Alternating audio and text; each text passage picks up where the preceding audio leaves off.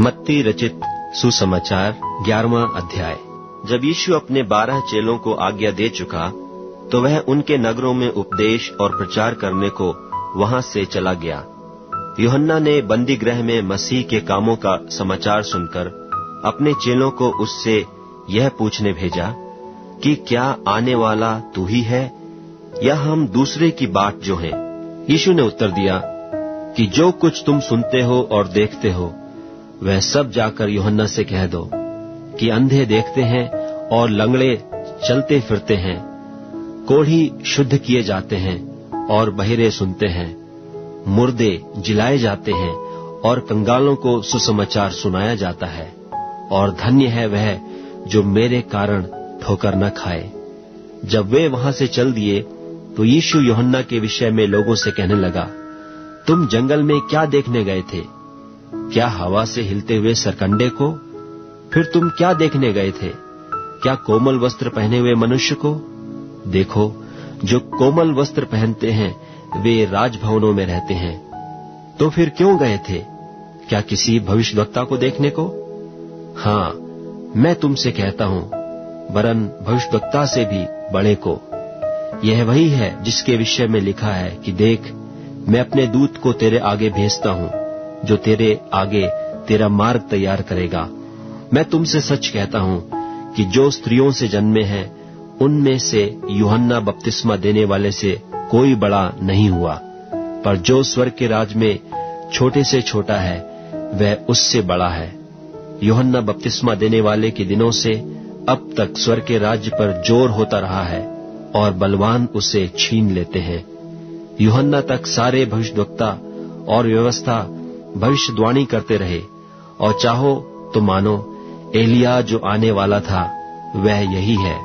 जिसके सुनने के कान हो वह सुन ले। मैं इस समय के लोगों की उपमा किससे दूं? वे उन बालकों के समान हैं जो बाजारों में बैठे हुए एक दूसरे से पुकार कर कहते हैं कि हमने तुम्हारे लिए बांसुरी बजाई और तुम न नाचे, हमने विलाप किया और तुमने छाती नहीं पीटी। क्योंकि यूहन्ना न खाता आया और न पीता, और वे कहते हैं कि उसमें दुष्टात्मा है। मनुष्य का पुत्र खाता पीता आया, और वे कहते हैं कि देखो पेटू और पियक्कड़ मनुष्य, महसूल लेने वालों और पापियों का मित्र, पर ज्ञान अपने कामों से सच्चा ठहराया गया है।